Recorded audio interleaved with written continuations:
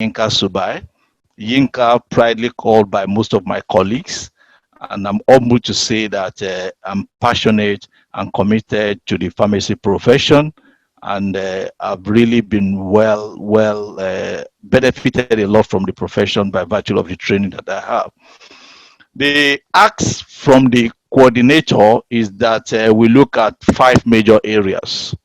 We looked at the definition of leadership and how important it is in our organization. This on its own is a 1-hour teaching if we want to go to it, but I'm sure that we'll be able to highlight key things that will help us and guide us in the understanding of leadership. Our registrar has given up a good background to separate leadership from management, which is very important as a starting point. Then how do we develop basic skills of effective leadership? And I'm going to use a model that I'm very familiar with. Then we want to understand what are the challenges in our contemporary world to leadership.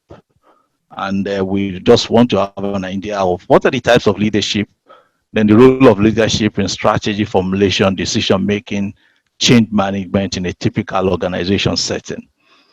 We have only 40 minutes for my section, and I will try my best to deliver as much as I can. Now, a very controversial area, which is what is leadership. Like, I would like to summarize based on the fact that I am a student of great leadership expert, John Maxwell, that says leadership is influence. Leadership is not title like most of us will look at. I've been opportune in my career to occupy various titles, positions, and even in my spiritual life to be in pastoral role in the past. And I've realized that there is a big difference between title, positions that we occupy, and what is called leadership. Leadership necessarily doesn't have to be the position. There are several schools of thought of definition of leadership. We can look at it from the perspective of an organization leadership, the CEO, the founder, an explorer that is leading, political leaders, religious leaders. But I would like to give us in a nutshell what I have learned over the past 25 years, thereabouts, that I've been in leadership position as a fair definition for leadership. And that to me is captured in some of the lettings you've seen on the world. And leadership is the capacity to influence. And I would like us to underline the word influence. Influence others through inspiration generated by a passion, motivated by a vision that is birthed by conviction and produced by a purpose.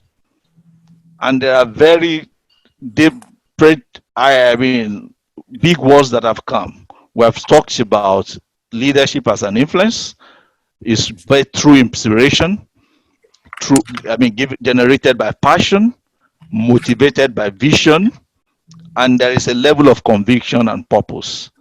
So it's necessary for a leader to be genuine.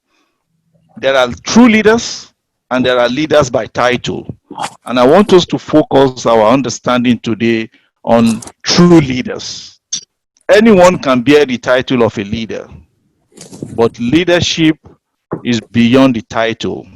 I've been in an organization in the course of my career where I had a big title, but I realized there is a leader within the organization that people listen to. And to ensure that I deliver my objective, I needed to walk through that leader. So leader can be on early level of the organization. So if you let us start from the bottom, true leader is produced by process. It is not a thing that suddenly become effective in one day. There is a process to becoming a leader. And a leader must be very clear in terms of the purpose. Many years ago, when I was preparing my CV for big role, I had to summarize the whole of my expectation and my acts under one heading. I said I was a trained pharmacist, business practitioner with a passion for quality drug distribution. And where did I get that from? One of the biggest problems in our contemporary Nigeria pharmaceutical business today is the fact that the quality of drug that was in our distribution channel. And that has been a drive that I've been pursuing in my career. So there has to be a purpose, original intent of the leader. And you must be very convinced, believe in the significance of that. So if you don't have a purpose and you are not convinced about that purpose, then you cannot drive a vision from it. And the vision is the purpose in picture. You need to visualize and be able to see it. One of the things that I'm driving in my organization today is I'm looking at a vision where every Pfizer product that you obtain on the shelf of a pharmacy, we can vouch for 95% genuity, and which is really taking a lot on us working with various people in the industry. And there has to be a passion for the profession, a desire that is bigger than life. In the course of my career, I've had opportunity to be invited to come to work outside the pharma industry for pay as high as 3 times what I'm earning today. But I looked at it that life is not all about money. It's about passion, it's about conviction, it's about a purpose and a vision. Will the telecom give me the purpose that I have in mind, the passion that I have? Or will I get into the banking industry? And I decided that I'm going to stick with what I want and what I have a vision for. And it must be inspiring. And what I mean by inspiring is that generation of meaning in others. I work with a team of people right from my days in Panofi, that the first thing that needs to be achieved is that if the leadership is not inspiring enough for the team to really align with, definitely you cannot go too far. And like I said, leadership is influence. And influence means in this situation that there should be submission of others' authority, surrender to the authority of the leader. We have problem we have in contemporary Nigeria today that there is no submission to that leadership. And that's why a lot of people go against the word of the leader. So a true leader never sought for the position. You grow into it. You naturally take the position of a leader. We're not talking about competing for political position. And it's one of the major problems that we have in our contemporary African nation, that we do not have leadership that is clearly driven by a purpose, that is clearly driven by vision, and that is clearly driven by objective. Now, having that background understanding of what leadership is, I'm sorry I'm spending a lot of time on the leadership.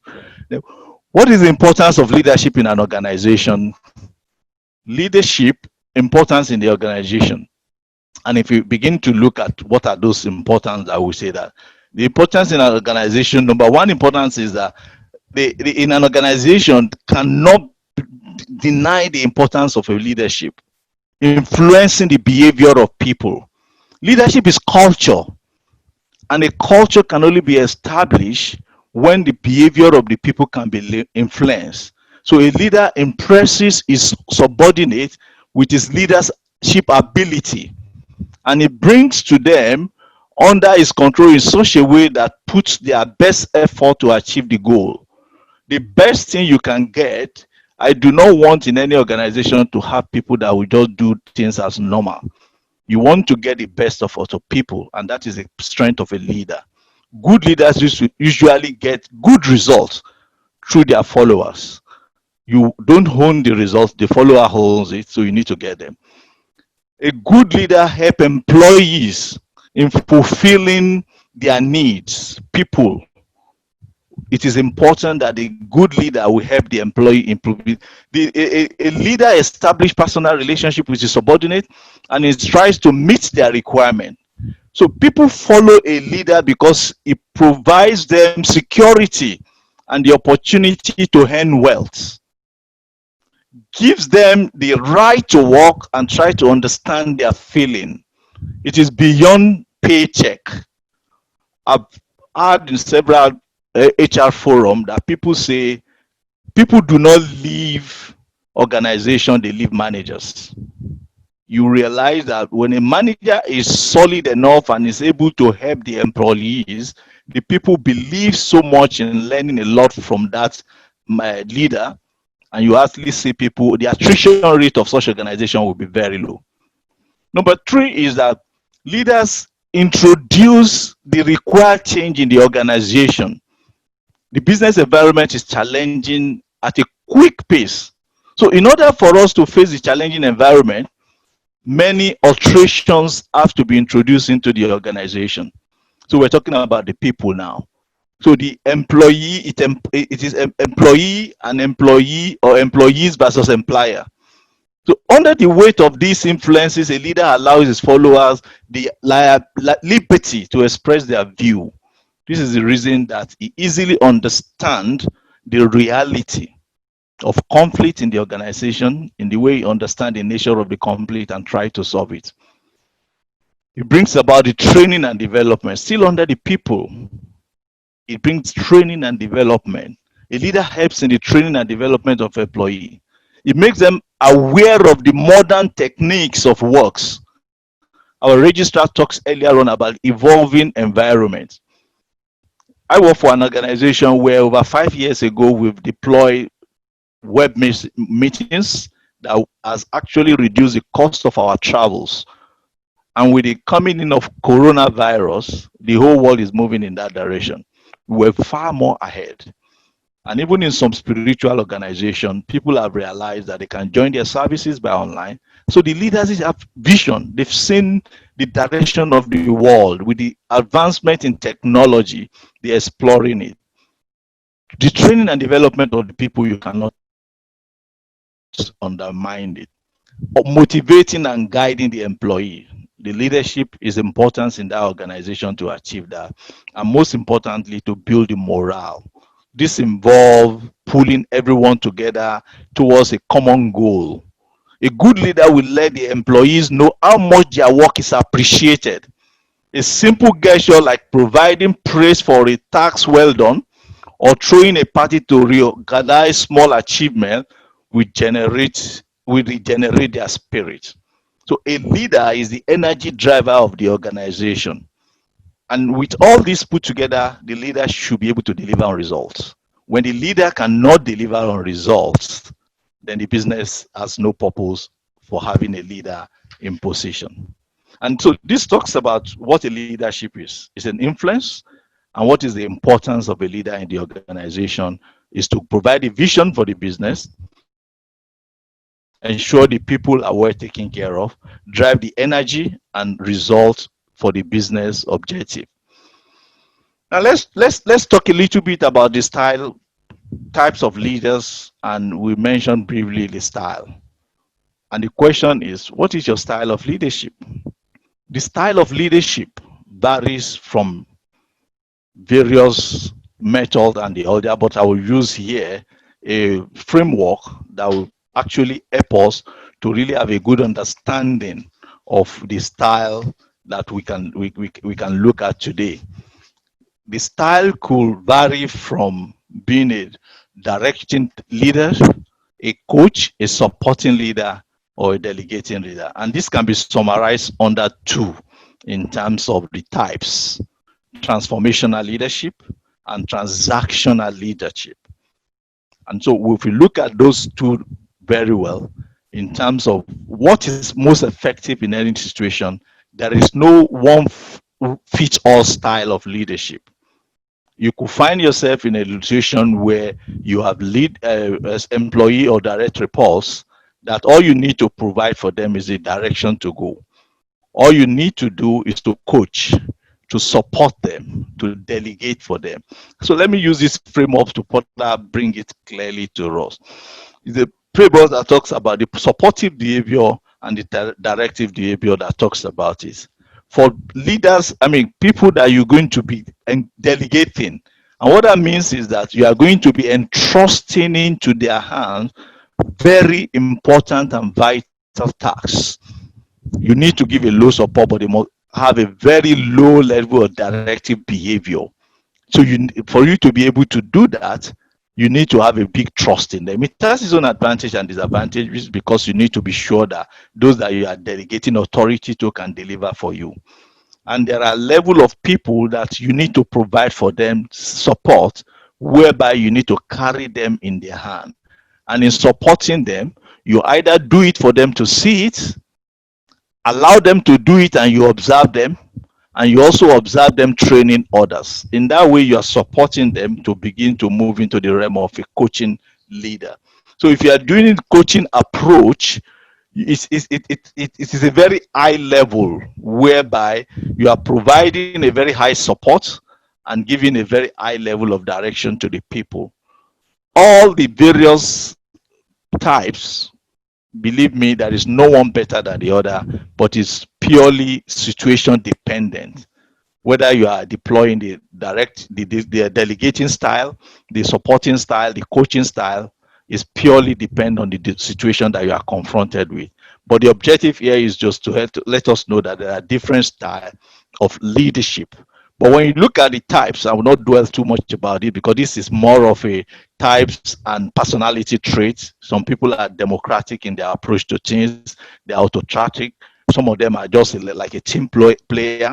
There is a type of leadership that involves a cross-functional approach, whereby you are dealing with people from different cultural background. Sometime in my career, I had the opportunity to manage people from the East and West Africa region, and I realized that, for example, the Ghanaian people, they do not operate by you giving direction. They are slow to react, but when they react, they give you results. The East African people are different in their own mode. So the strength of a leader is to be able to understand the type and the style to use for each of the situation to deliver effective result. But the important thing is, whatever style you're using or whatever types you're using, the objective is to influence the people to bring in their best to work so that you can get the best of the results that you expect. Now, mindful of time, I want to go into developing the basic effective leadership skill, which is the center course of where I really want to talk about in this model. Like all leaders, sometimes you are on, sometimes you are not. How to tip the scale towards excellence and away from mere competence. And this talks about being a manager and a leader most of the time. Like our registrar clearly said to us, managers just maintain status quo. They ensure processes are followed, but you are operating at the realm of leadership. Is more of a decision level, and it could be very destructive. You could get to a point where you need to completely change the organizational model, and you need to then operate in the basic. So for the audience that we have today, because I was told that we have a lot of students in our midst here, there is a need for us to understand the fundamental state of leadership which everyone has. Leadership is not peculiar to a set of people. So the way you lead, when a crisis falls you to tap into your deepest value and instinct. In this state, you instinctively know what to do. You rise to the occasion and perform at your very best result. I'll give an example for our student to understand here. When I was in my second year in the university, I went to a secondary school in the suburb of Badagry where there was no light, no electricity. So our reading pattern is after the school closes at 2 p.m., we read till about 7 p.m. before darkness comes because there is no light. So for 5 years, my lifestyle has been fashioned in that respect too. Then when I got to the university, due to pressures of colleagues and peer pressure of people, I decided to join people to read overnight. And I realized that I was failing massively. It got to a point where I was almost at the verge of fail one more course. You're either out of pharmacy school or you will repeat the year. At that point, I was in crisis. And that was when I really looked inward and begin to search my instinct and my value. And I realized at that point that I was reading all night, putting a lot of effort, but my system does not work that way. So when I get to the exam hall in the morning, I forget everything I've read. And after the exam, I will remember everything. I was not performing well. So the leadership and ability to be able to discover who I am came in. Then I changed and I asked myself a simple question. What do I want to achieve? I want to achieve excellent results. And I began to look at it, that I need to understand who I am as a person. I realized that reading during the day is my best approach. So I changed my model and I begin to read during the day. By 10 p.m., I finish reading and I can do anything, sleep, go to the exam, wake up, refresh. And I was doing extremely well. And as simple as that is, I was able to bring out my fundamental state of leadership to be able to lead myself to success and become successful in my career. I mean, in my academic environment. Now, in my professional career, when my profile was read, you will realize that in 2008, I was also exited out of Pfizer. And believe me, it was a decision that strategically, if I was the managing director at that time, I would take the same decision. The business I was managing in Ghana does not have the revenue to support my income. And it was anticipatory role that this business will develop Angola, will develop other region, and be able to generate enough money to support the business. But that didn't happen, and I had to be let go. I took it up as a challenge, and I asked myself, what is my value as a person? What are the instincts in me? I dabble into consulting, and I ultimately realized one day I said, I cannot work in this realm. I need to go back to pharma business. And I identify my value and identify my expectations, and I was able to fit in. So what I'm trying to bring in from the fundamental leadership level is, if you cannot lead yourself and be able to determine your own values to bring on the table, you cannot be a successful leader. So you don't need a crisis to shift into the fundamental state of leadership. You can do so as many times before a critical conversation you are going into, or during meetings that you are going to enter into, for you to understand what are the moment. So as leaders, sometimes you find yourself in a situation that separate the episode of excellence from those of mere competencies. And these are some of the areas that you need to focus on. Am I a result-oriented person? Have you articulated the results you want to create? The example I gave, the result I wanted to create was to ensure that I see myself through the pharmacy school, because I looked at it that, am I internally directed? Are you willing to change others' expectations? The expectations of the university at that point was, fail one more course and you're out. I need to change that. And what do I need to do? Discover who I am. Am I others focused? Have you put your organizational need above your own? In this case, I put my family need, because my family wouldn't have sent me to university and expect me to be thrown out. And I need to fulfill the need of my family at that point. And that applies to most of us in the organization. Do we put our organizational need at the forefront of the decisions that we're making? And do you recognize signals suggesting the need for change? I recognize the signals suggesting the need for change because I was following the bandwagon of people reading all night in the university, and I needed to read during the day, which is where I can flow and be effective well. And this has happened also in some of the decisions that we take in business, to understand that we're working for the organization and for the benefit of everyone in the organization. Now, there are fundamental state of leadership to really talk about it. The normal state can describe who a manager is. In the normal state, determine a manager. A manager operates in the comfort zone of processes, policies, and all he needs to prove to the management is that I've done it as you have asked me to do. A manager looked at it that I comply with other wishes in an effort to keep peace in the organization. It's difficult for most managers to take difficult decisions. Leaders take difficult decisions. And I place my interest above those of the other. The manager looks at his own incentive. He wants to keep his job. And when there is time to take difficult decisions, it's always very, very difficult instance to take. Then we need to look at it that The manager doesn't bother about the external environment. A typical situation is what we're going through in the COVID situation right now. A typical manager, when I ask my team to work from home, some of them were waiting for when COVID is over. When I have a meeting with them, what I hear things like, when COVID is over, COVID is over. And I say, guys, COVID is not going to leave until there is a vaccine.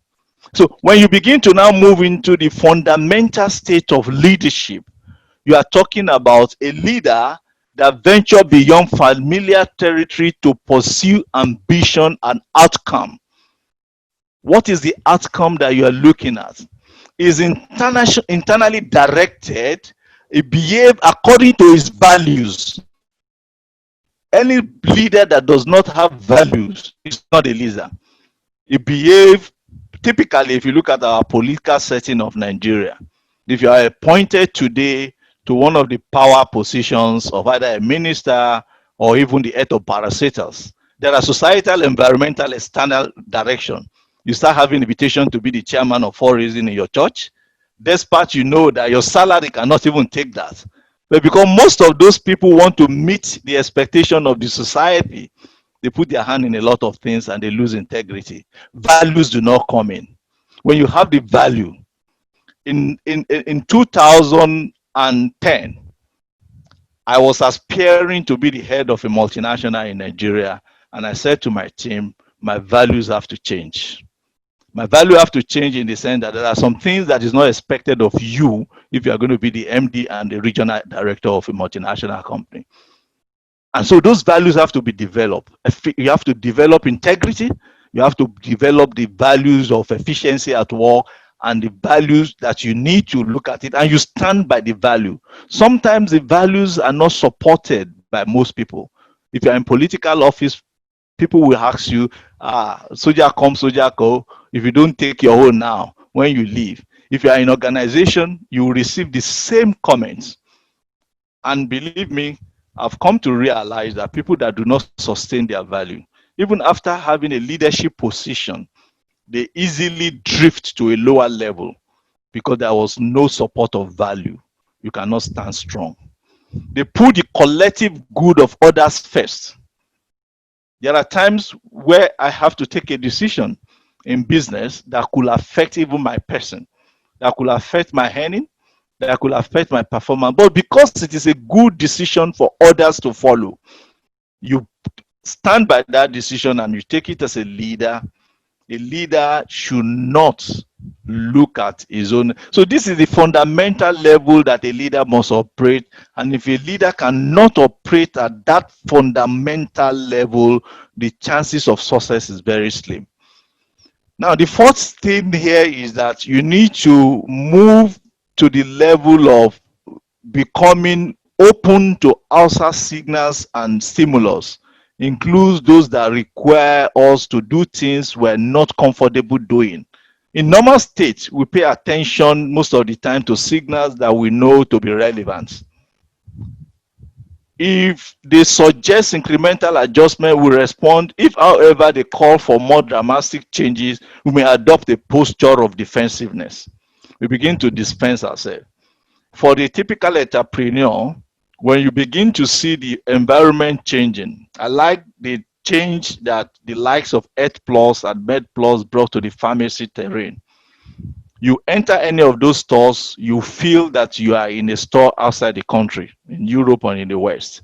But most pharmacists look at those people and say, hey, they are just wasting their money. Oh, some of them will look at it and say, we don't even know where they got their money from. Instead of understanding that the environment is changing, the real people that have the purchasing power will not want to go to a pharmacy where they see the old traditional behind the box with a lot of bottles behind you. They want to have that feeling. And if you don't move with that trend, respond to the environmental need of the people.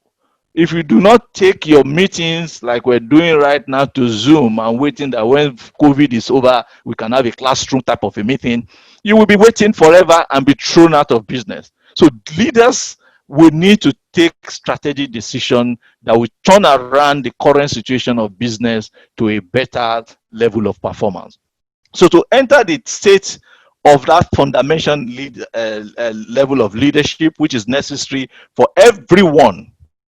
It's a fundamental level. I'm not talking about higher level of leadership now, because everyone has the capacity to operate as a leader in our various positions. There are three things we need to do. We need to recognize that you have already been there before. You have instances where you have to take decision, difficult decision. You are confronted with life situation that you need to take a decision that you have realized that you need to operate in that level for maximum efficacy. You analyze your current situation. And what do you then need to do when you analyze your current situation? You need to understand what is the current situation that I am in. When we were in the fundamental state, we take on various positive characteristics such as clarity of vision. We need to have positive characteristics such as self-empowerment, empathy, creative thinking. Then you go to the realm of asking the following questions that will direct you. Am I result centered? You shift from remaining in your comfort zone and solving familiar problems that you can do, and begin to move towards the realm of possibility, which actually today do not exist. But that is when we begin to talk about a leader with a vision that can see a vision. I'm looking at a realm today in Nigeria whereby when you buy a drug from a pharmacy shop, you can trace it to the person that brings it in. It's a realm that might look impossible, but believe me, with the support of the society, with the support of the pharmacy profession, we get there. And if we can get to that realm, it will become so difficult for fake drug to infiltrate our shelves. Today, Nigerian pharmaceutical industry is stated as less than $1 billion business. That is far from real. But because there are so many entry points into the market that do not allow the actual capturing. So we need to begin to move into a new realm and look at what to do. Am I internally directed, like we have said earlier on, complying with others' expectation and confirming to existing condition? And this has to do with a situation whereby you ask yourself, you clarify your core values, your authenticity, confidence of initiating productive conflicts. A lot of leaders are not authentic. Their authenticity, they've lost it long ago, that they are aligned to what the society is expecting. We need leaders that will be a successful leader that can drive a change, must be authentic and must be confident and live a core value to deliver results. Am I allowing pursuit of your own self-interest to shape relationship, or committing to collective organization value in terms of, is it for all benefit or for myself? And that is what one of the areas that is needed, even in our political setting. We have leaders that begin to think beyond themselves. I've seen instances even in our contemporary Nigeria where you see a leader comes in, his local government is developed. Meanwhile, there is nothing industrial or business related in that area. But that is not a leader. That is thinking on self-benefit. And the day we move away from that realm and begin to have leaders that are positively thinking about the collective benefit of all. And also we need to look at it in fact that, am I externally open? Controlling your environmental changes and relying on established routines. Learning from the environment, acknowledging the need for change. A leader is not someone that maintains status quo. Is someone that comes to change and begin to have a story for his organization, and the organization begin to believe the story and influence everybody to move in that direction. And if you can operate at this fundamental level, like I said earlier on, leadership is a journey. At this fundamental level, then we'll move to the higher level of leadership that we can discuss in later on. Now, to just quickly move on because of time, we need to talk about some leadership and strategic management in terms of what is needed. Strategy management, like you've seen on the screen here, is talk about a business strategic decision in the actions and decision making that the company takes to reach its business goal and be competitive in the industry. So it defines what the business needs to do and to reach goal. And this is the core role of a leader. So a strategic leadership creates the vision for the organization. It has a high level of cognitive activities, which he has to have is a level of hard mental work with people, and he needs to be able to gather multiple input from various sources and anticipate what the future look like. I can imagine a future in Nigeria, whether we like it or not, where the days of going to the pharmacy to just buy antibiotic on the shelf will be over. It might not be the same today, but if you are in a pharmacy business and you are benefiting from that, you are not preparing your system to accommodate what is the right thing to do. You might suddenly find yourself out of business in a short time.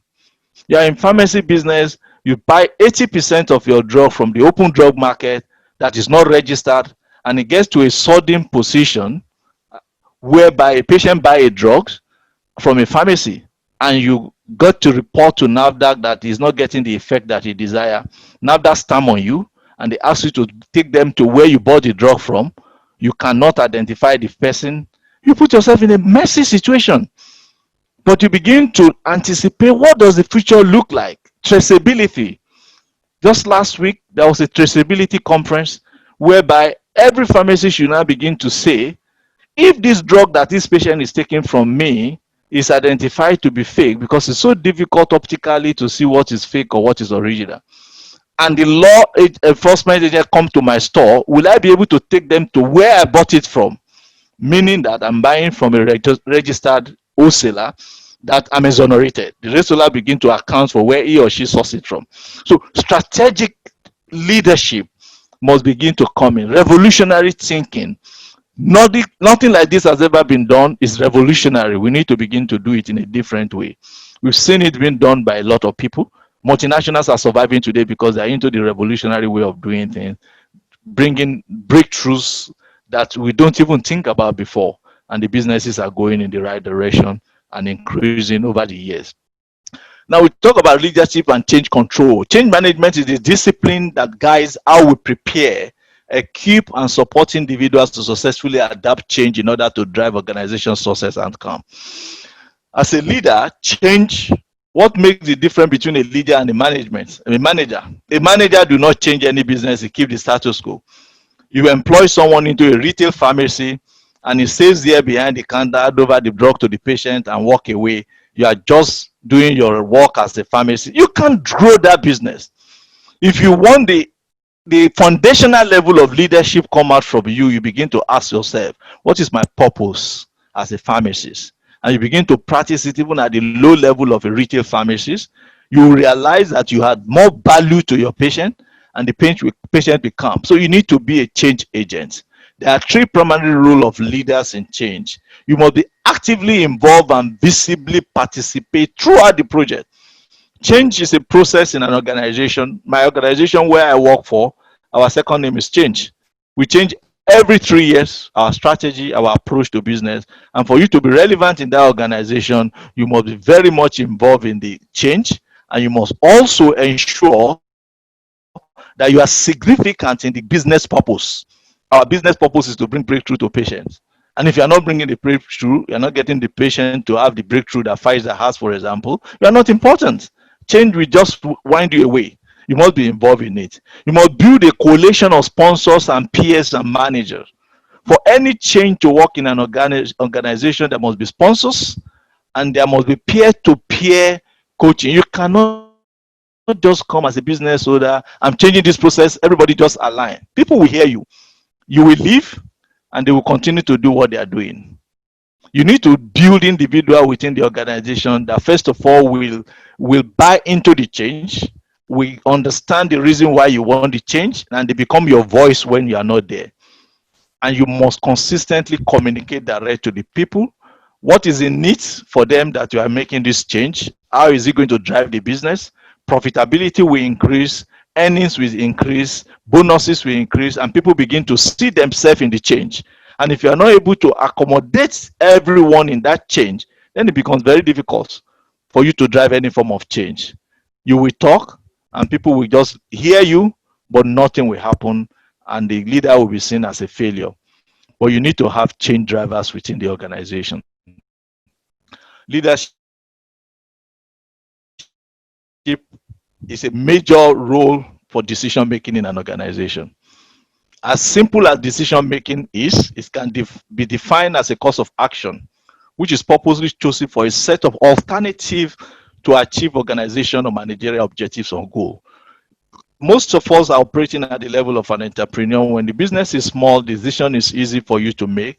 You make the decision, you impose it on people, but as the business gets to a different level, you need to be very articulate in your decision making, and you need to use your leadership cap. And in making that decision, you need to adopt a group concession strategy whereby you probably know what you want to do, but for the people to have a sense of buy-in that we're part of the decision making, you make them to deliberate, make them to think in the direction of what you want to do. And when they come out, the ownership become authentic for people, and everybody feel that we're part of it, and it's easy for them to execute on the decisions that you are making. It could be autocratic. There are decisions that need autocratic, that has to do with values of the organization. There are decisions that needs to be debated within the organization to understand the buy-in of the people. But in all this, the great leader who can apply all these three different methods of decision making is the one that will make the best decision that will guide an organization into a great future.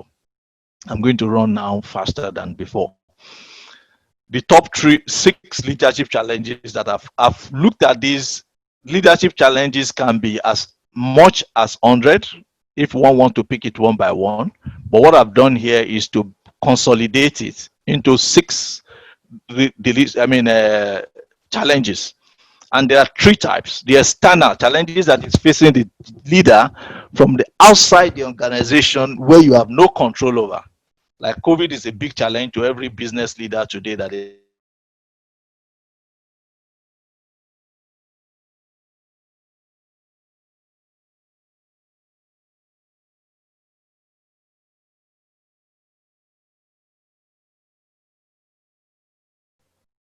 We cannot hear you again, Mr. Subair. Yes, your volume just stopped. Top point, did that stop? I'm sorry about that. Just go from external. Yeah, so I said there are external challenges that face a leader, internal, and there are role challenges, and I've clustered them into six. And we're having six of them: the honing of effectiveness, which is the challenges of developing the relevant skills, such as the skill of time management, prioritization, strategic teaching, decision making, and getting up to speed with job to be more effective at work. If you are a leader and you just assume that people will do what you ask them to do, you will be dreaming. So it's a big challenge. We have the challenges of inspiring others. Like I said, leadership is influence. And the challenges of inspiring or motivating others to ensure they are satisfied with their job and working smarter. You realize that the point of recruiting people in the organization, a lot of people will take anything you offer them at entry points, especially in a country like Nigeria where job is scarce. Give them 6 months in the job, they realize that the pay is not worth the job. How much are they paying me? And they begin to put up attitude on the job. So for you to be able to inspire people to understand and be able to bring their best to work is a big challenge in this environment. And developing the employee. Now, the challenge of developing others include mentoring and coaching people. No matter the competence that the people bring on board on the job, you need to do adaptational development, which has to do more of in the area of mentoring and coaching them to fit into what you need to do. It's a major challenge. We put a lot of value on people based on what they are put on their profile, based on the years of experience they have, sometimes based on the number of qualifications they have. And you bring them on the job and you realize that they are not delivering up to expectation. And imagine you having gone through recruitment process, 6 months later, you need to disengage that person. The time you have wasted, the money you have wasted in the recruitment process. So you need then to understand that even when you bring the best of the best into the business, you still need to develop them, to adapt them through the motivation and coaching. Leading a team, the challenging of building a team development and team management. Specifically, that is include on how to install the pride, the support, and to lead a big team. What to do when taking over a new team in an organization. Leadership is the ability to influence people to bring their best to work for you. If you cannot influence and get that done, it's a major challenge. And there could be positional leadership where people just respect you because of the fear of losing their job. And if you have staff that are doing what they need to do because of the fear of losing their job, they are not operating in their fundamental leadership. They are operating at an ordinary level, most of the time 25% of their potential. But when you are leading people and they're able to bring their best, it takes a lot to build a team. Guiding the change of managing, mobilizing, understanding, and leading change. So it is a lot of effort to overcome the resistance that come with change. Obvious resistance are easy to manage. When you introduce a change into an organization, people can say, no, we don't believe. But when it is becomes subtle, where they listen to you and you think people have taken what you are driving, you're on your own. And so you need to look at it and operate from a different perspective to ensure that you drive the change and the managing the stakeholders. There are stakeholders in every business organization, internal stakeholders, external stakeholders that have influence onto the business. So the leadership challenge here includes gaining the managerial support, getting the buy-in from department, groups, individual. Even for small businesses, where you have husband and wife managing a little business, if you do not take it serious that your partner is a stakeholder in the business and you can just tell them what to do, you'll be surprised that even your spouse sleeping in the same bed with you, when it comes to the business, is doing something else because you have not taken the time to manage that stakeholders. And all the people that have a stake in the business are important. You need to carry them along. Now let's look at the toughest challenge. Apart from the 6 global challenge that is consolidated, the toughest challenge of business is in the bull itself, which is you, the leader. And that's why I say take the bull by the horn. Now, for a typical leader, and it's just a normal trait, when you begin to ascend the position of leadership and success are coming your way, humility during the time of success, you become a leader. The whole people are on you, the press is on you, the media is on you, even your bankers, when they want to organize any event, oh, the most successful entrepreneur, people are calling you here, they are calling you there, and you find out that you are more time now attending to external engagement than your business that have brought you to the limelight. A lot of us cannot manage that humility. Confidence during setback. There is no business that is growing that will not go through setback. And when you have a step back, how do you identify it as a leader? It's a learning opportunity. And it builds by your confidence to continue. So stepping back so that others can step up. Entrepreneur, you don't need to struggle with your employer for relevance. I work in an organization where my superior do not even want to be seen when the business successes are coming. He attributes all the success to me. And I take it like I need to deliver so that I can meet my boss's expectation. But in most businesses, leaders want to struggle success with their subordinates. They want recognition. When you see organizations that are striving high, you hardly see the people behind it. You see the operational people. When there is an award of excellence, you see the operational people going in there. You give them that sense. If a leader is not able to manage that, they are very difficult, subtle area for leaders. Then the next thing is in terms of execution or strategy.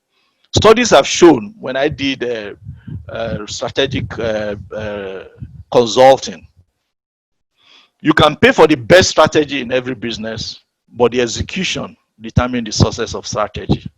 And most business have the best of strategy. They are not lacking strategy. The major thing that is lacking in execution. So how does a leader ensure that strategy agreements are executed to plan? Because if you don't execute, how do you know whether it works? And you need to lead change. Leader, you need as a leader yourself to admit when you are making mistakes. When you make mistake, be able to come openly to your subordinate. Oh, that decision was a wrong decision, but these are the learning that we have with it. Leaders also find it difficult sometimes to listen to people. I've gone through that before, and there was a time in my career where I was in an operational role. I listened to nobody. You must do it the way I wanted, and I realized that we're not moving forward until I begin to listen to others with the goal of learning, because I realized that the collective strength of 7 people is better than mine, and then the business begin to take a different shape most of the time. And you should encourage people to be able to come up with criticism, constructive dissent. Let people have an open mind to talk. Most leaders are not doing that. When you see some leaders walk into their organization, everybody keep quiet. They speak for 1 hour, nobody speak anything. Then they say yes, everybody say yes, and nothing is done. You are taking a walk as a leader because people are not following you. You are just moving on your own. They are far away from you. How do we then address these challenges? I've looked at it under 4 things. Number 1 is that the set goal. The leader must be proactive in setting goals, and as well as establishing timelines for these goals to be set. If the leader is not able to set the right goal with deadline necessary to keep yourself and the team on track, and you're setting the goal not for your team alone, even for yourself, to keep them on track, you can easily get stuck into dealing with urgent issues that arise unexpectedly rather than staying focused on your producing the outcome that matter most for your organization. When you follow the right goal setting process, you'll be able to give attention to important things. There are things that are urgent, but they are not important for your business, but they are all putting pressure on you. That is why for me as a business person, even the telephone, when you really want to focus or do the right thing, you need to put it aside. The easier way to distract you is a phone call coming into you. So you need to set that goal and be clear with your timeline of what you want to deliver. So why no leader can completely avoid surprise, goal setting provide a map that you can return to time and time again to refocus you on it. So there are 4 aspects of goal setting which every one of us is aware of. Or there is SMART model. The goal must be specific, measurable, attainable, realistic, and there must be a time band to it. And once that goal is set, for you and everyone you work for as a leader, you will minimize the challenges that come with leadership in our environment. We talked about the second one, being able to delegate. You will be more productive if you learn how to delegate, and you will empower your colleagues to take more ownership of the business. We talked about leadership style of delegation. You cannot overemphasize on that. So effective delegation requires more than just getting a task off your desk. A lot of people just look at their desk, okay, this one can do this, let's give it. So it goes beyond that. There are 4 major things that you need to look at. You understand your preferences in terms of effective delegation, prioritize the workload, and decide which tasks you need to keep to yourself, which tasks you need to give to someone else. They also understand how much feedback you need to get from them. And when you are delegating, you need to understand and know your people well. Everyone has a competence and a strength.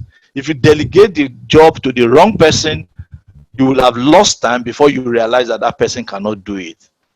Being clear about the purpose, and that is very important in delegation also, because it gives meaning. By aligning the purpose with team and individual beliefs, you delegate right. And assessing and rewarding. When you delegate a task to a role, then you assess it and you reward it. It took me a long time to operate well in this. I delegate to people, but I wasn't very good in rewarding. I consciously told my team that, and I asked them to call my attention to it when it's time to reward people. And when you do that, delegation becomes very effective. And number three is that you maximize your own unique value. You prioritize by focusing on doing the most important tasks that only you as a leader can do. There are things that you can do, only you. I am the image of my organization in the region. If I need to meet with the stakeholders and government, I know this is what I have to do to open door. I cannot delegate it. So if you need to maximize your unique value, what you can do, and the energy to do is you prioritize that most important task that only you can do, and you cannot delegate to anyone, and you do it. So leaders overcome leadership challenges and create value for their organization by focusing on that unique contribution that they can do. There are things that you don't need to do, just delegate it, but get your own care. So you need to get role clarity, understand what the core responsibility are for your role as a leader, and what are the secondary responsibility for every role. In terms of a leadership role, there is a core responsibility, there is a secondary responsibility. If you focus effort on your secondary responsibility, core responsibility, and it is very important for us to be able to do that. Time is really running well, and I would just want to just round it up at this point of the challenges, opportunity for dialogue and discussion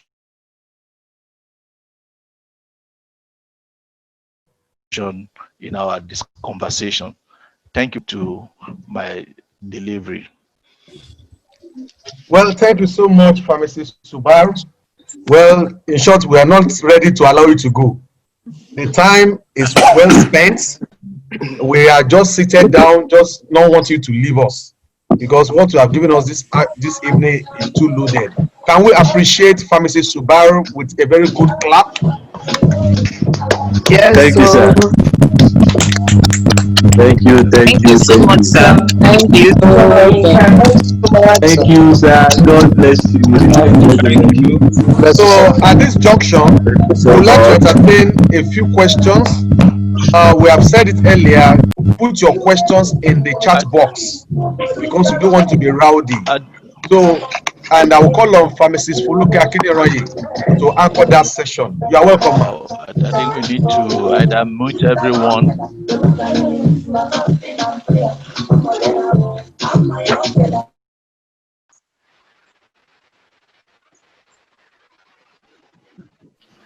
Good afternoon, everyone. Want to appreciate our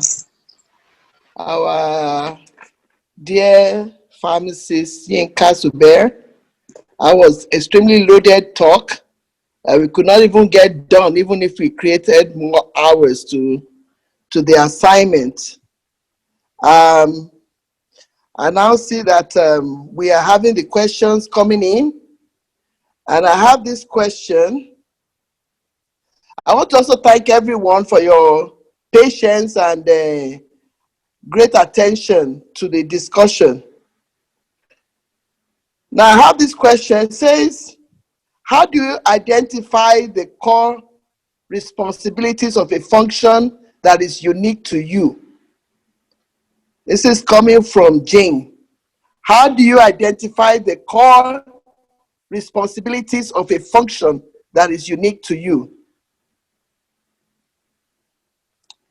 Are you hearing me? Or do you want me to read everything out, or we take it one at a time? I am.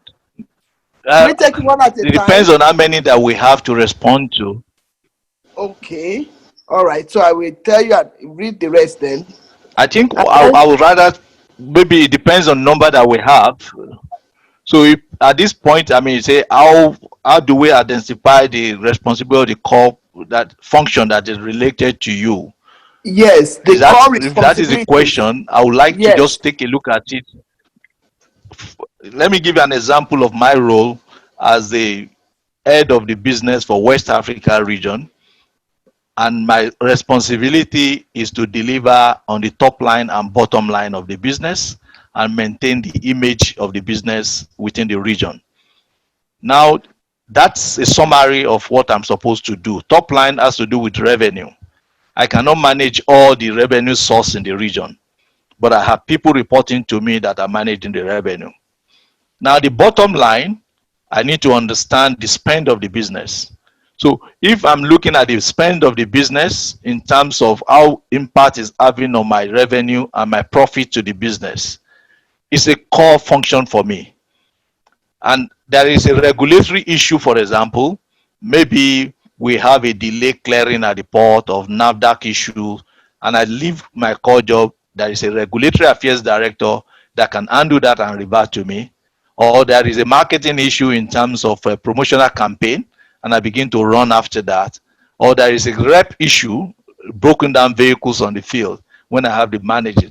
So the core responsibility is normally in the job description of the job owner. And if you are the business owner yourself, you need to ask yourself, this person I'm bringing into this business, what do I want the person to do for me?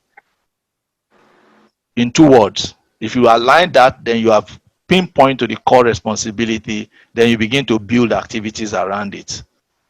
It's always clear. And if you are the founding entrepreneur of the business, you are the one that have seen an opportunity and you want to harness the opportunity, your core is very right. For example, somebody look at Nigeria today and say that the problem, which to me are aligned with, is distribution. If our drug distribution is right, a lot of things will fall in line. And I begin to ask myself, I want to distribute drug. My core role is looking for the fund, looking for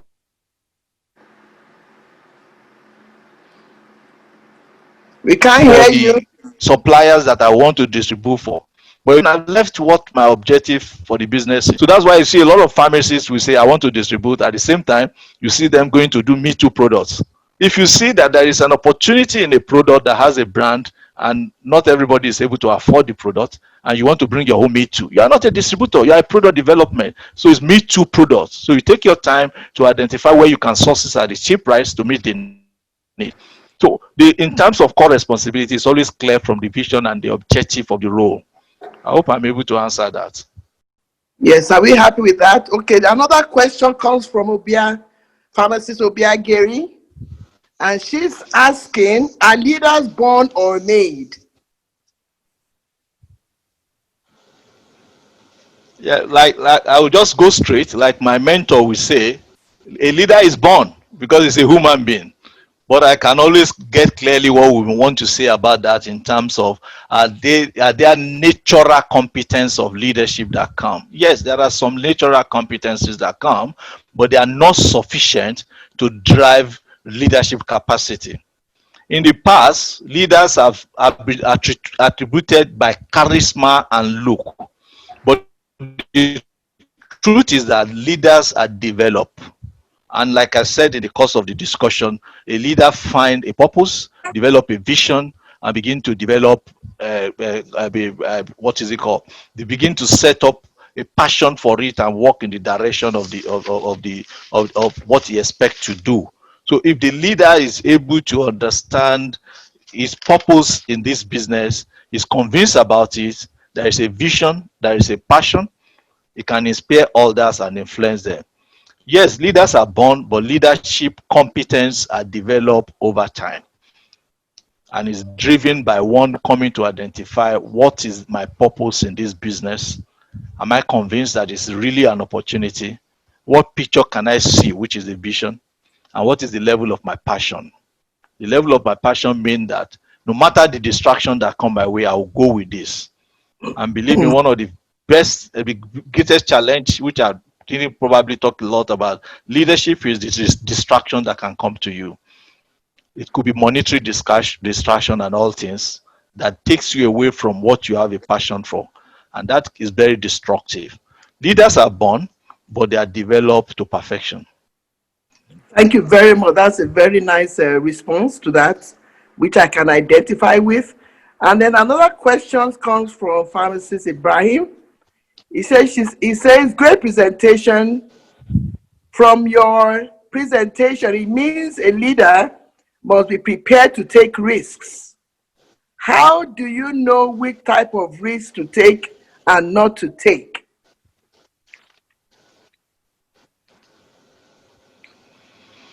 Great. Thank you very much, Pharmacist Ibrahim. Yes, a leader, you must take risks. The essence of life is risk. In March 2020, the head of the organization I work for staked the organization $2 billion into the coronavirus vaccine. That is a risk. But that risk is calculated because it's addressing a need. So your risk taking must be able to address a need, but you might not come successful. Like he keep telling us that yes, it's a risk, we have identified it, but our chances of getting the right vaccine is maybe 70%, but somebody will get it. But if you decide to put $2 million, for example, in malaria, now that's also a risk that he has taken.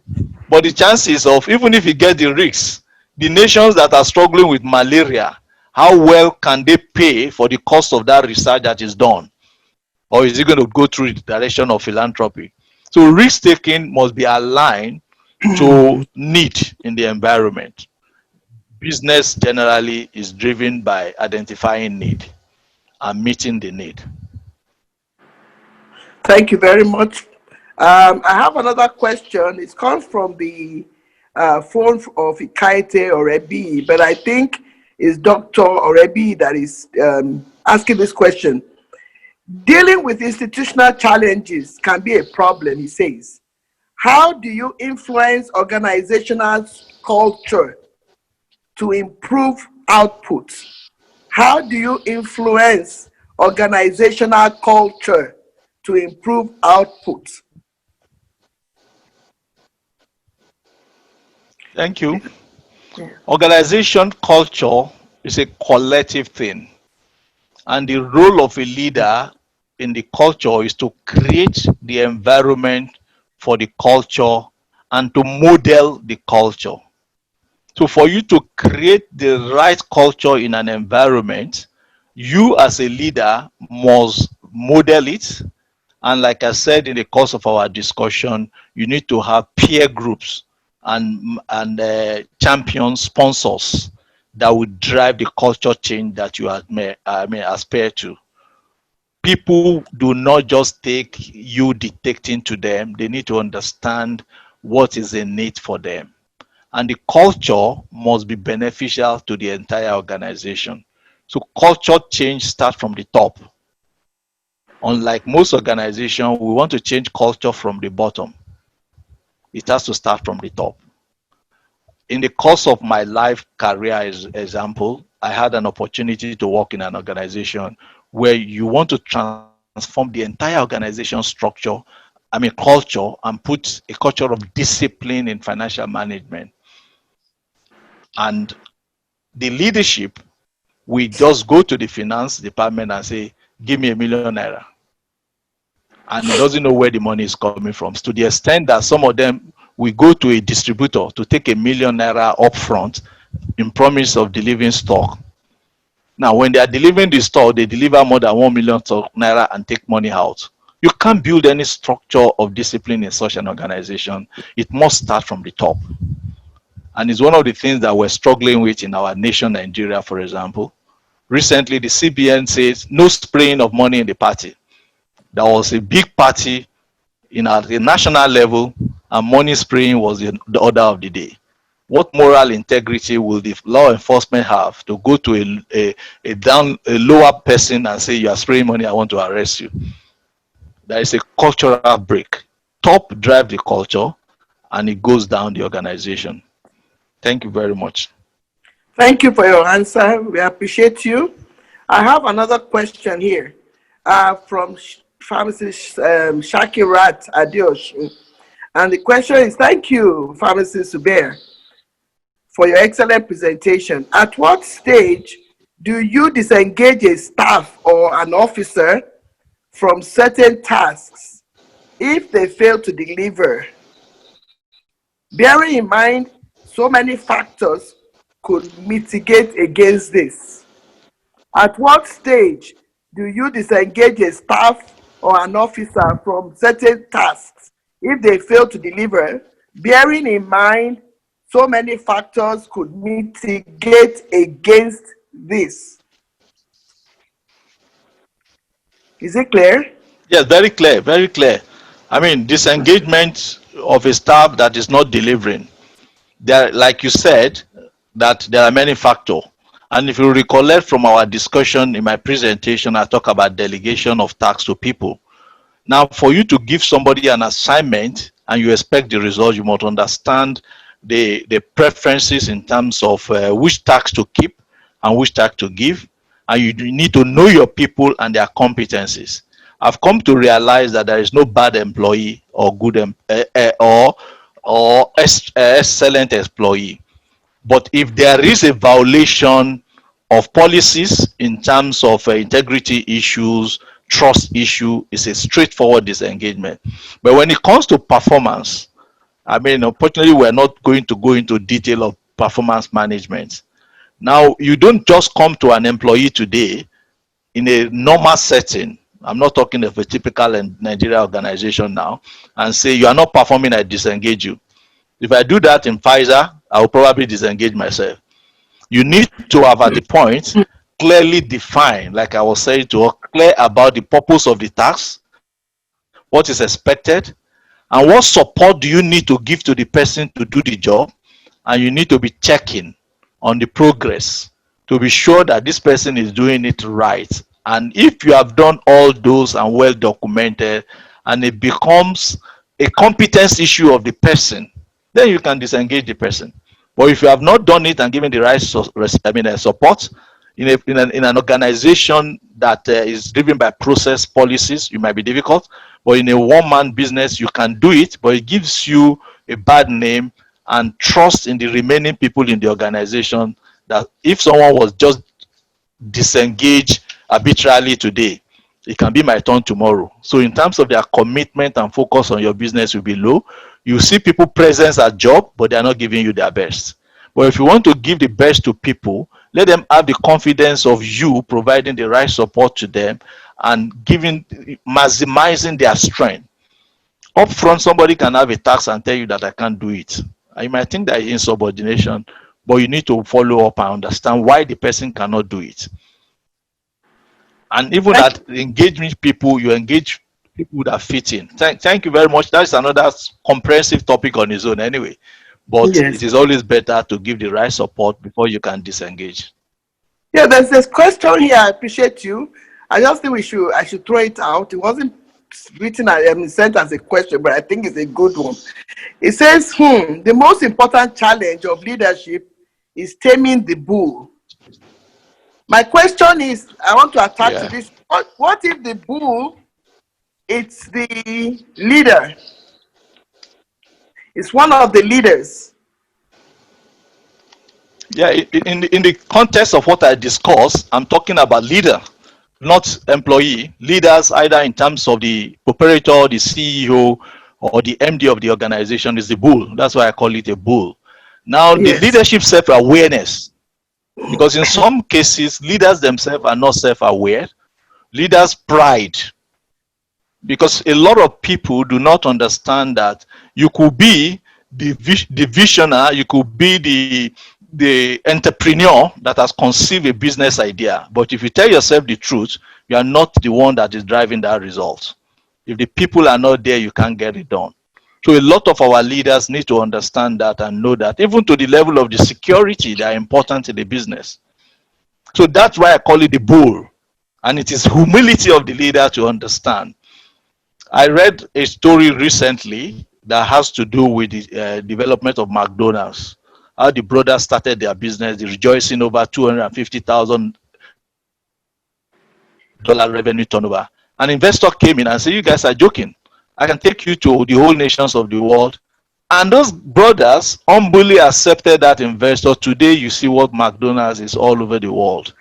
They were the entrepreneur that started it, but their entrepreneurial competence cannot take the level to another level. If you talk in another environment, there are times where an entrepreneur in a business needs to understand that he needs a business professional managers. There are professional managers of businesses. There are entrepreneurial managers. Entrepreneur manager cannot take business to a global level. You will be having successes, but you cannot imagine the success when you have a structured professional manager. So the bull itself is that owner or that leader that do not want to accept that is the problem. Yes. Well, I want to thank you,